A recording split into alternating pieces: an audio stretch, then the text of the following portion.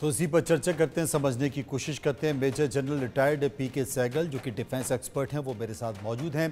Group captain retired BN Jha साहब defence expert मेरे साथ मौजूद हैं। सबसे पहले पूछने की कोशिश करेंगे, 26 राफेल मरीन और उसके बाद अब 40 राफेल फाइटर जेट, क्या कहेंगे पीके सहगल साहब?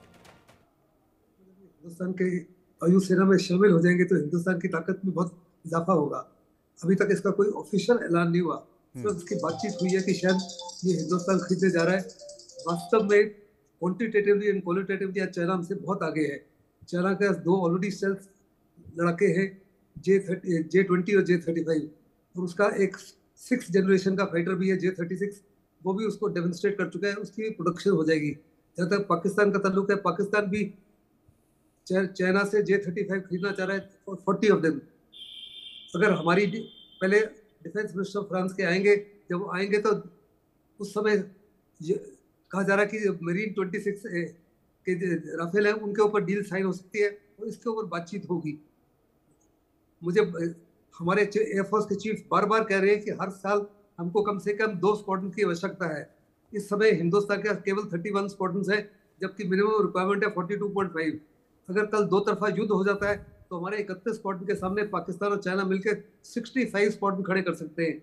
वास्तव में बहुत लाजमी है, और हिंदुस्तान एरोनॉटिक्स लिमिटेड की रेट ऑफ प्रोडक्शन इतनी कम है कि वास्तव में कई सालों तक वो हमको 35 से 36 हवाई जहाज जो हर साल चाहिए नहीं दे सकते। हमारे दो लड़ाके जो जिनको रिटायर करने की आवश्यकता है, MiG-19 और जगुआर। हिंदुस्तान की वायुसेना केवल दुनिया की अकेली वायुसेना है जिसमें अभी भी 6 स्क्वाड्रन जगुआर के हैं, और ये जगुआर तकरीबन 50 साल पुराना जहाज है। जहां तक MiG-19 का ताल्लुक है, इसका लास्ट इस्तेमाल हुआ था बालाकोट स्ट्राइक में। आपको याद होगा अभिनंदन ने इसी हवाई जहाज को उड़ाते हुए, इसका बाइसन वर्जन को उड़ाते हुए F-16 को मार गिराया था। ये दुनिया में पहली बारी था कि एक MiG-19 ने F-16 को मार गिराया। लेकिन ये हवाई जहाज जो है 63 में इंडक्ट होने शुरू हुए थे हिंदुस्तान में, और आज लगभग 60 साल पुराने हैं। ऐसे में बहुत लाजमी है कि इनको आहिस्ता से रिटायर किया जाए, क्योंकि MiG-19 को कहा जाता है window maker and flying coffin. बहुत सारे क्रैशेस हुए, हमारे शानदार पायलट्स जो है चल बसे हैं।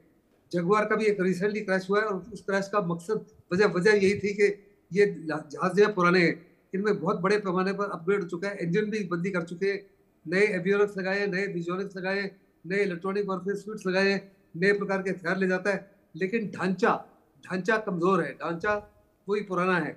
अब जितना मर्जी रूस लगा लो, जितनी मर्जी लिपस्टिक लगा लो, जिसम तो कमजोर रहेगा। ऐसे में हिंदुस्तान को बड़ी आवश्यकता है कि जल्दी से जल्दी, और जिस समय डील साइन हो जाती है, वास्तव में कहा जा रहा है कि हवाई जहाज जो हिंदुस्तान में पूरे आ जाएंगे, लगभग 2030 से लेके 31 तक आएंगे, तो यानी काफी साल लग जाएंगे। वास्तव में ये जहाज जो है 4.5 जनरेशन का है, बड़े अहम और उच्च दर्जे के इसमें सेंसर्स हैं, बड़े अच्छे इसमें विजियोनिक्स है, बड़े अच्छे इलेक्ट्रॉनिक सूट है।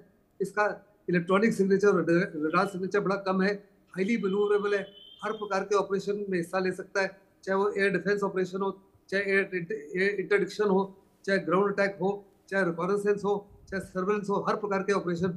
और ऑल वेदर एयरक्राफ्ट है, मल्टी मिशन कार्रवाई कर सकता है, न्यूक्लियर अटैक भी कर सकता है, एयर टू एयर रिफ्यूलिंग, सब कुछ इसमें है। लेकिन वास्तव में जब तक हिंदुस्तान में शामिल नहीं हो जाता, तब तक हिंदुस्तान के पड़ोसी देश को किसी प्रकार की कोई घबराहट नहीं होगी।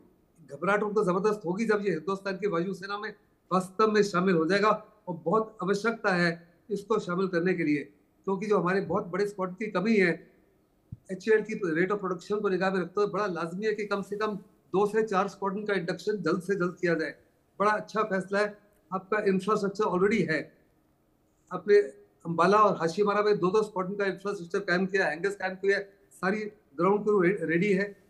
तो आप एक स्क्वाड्रन वहां और लगा दोगे, और ये ऐसे लोकेशंस है जहां से आप कंप्लीट पाकिस्तान को भी और सेंट्रल सेक्टर को भी कवर सकते हो, और हाशीमारा से आप कंप्लीट ईस्टर्न सेक्टर को भी कवर कर सकते हो, सेंट्रल सेक्टर को भी, और वाइटल जो सिलीगुड़ी कॉरिडोर है जो चिकन ने कैरी है, उसमें भी बड़े मजबूती से दुश्मन के सामने हामी हो सकते हो। तो बहुत अच्छी डिसीजन है, लेकिन हमें उम्मीद है कि इसकी जल्दी ऑफिशियल ऐलान हो जाए, क्योंकि अभी तक ऑफिशियल ऐलान नहीं हुआ। जी, अभी तक ऑफिशियल ऐलान नहीं हुआ। BN झा साहब मेरे साथ मौजूद हैं। झा साहब, Su-57 F-37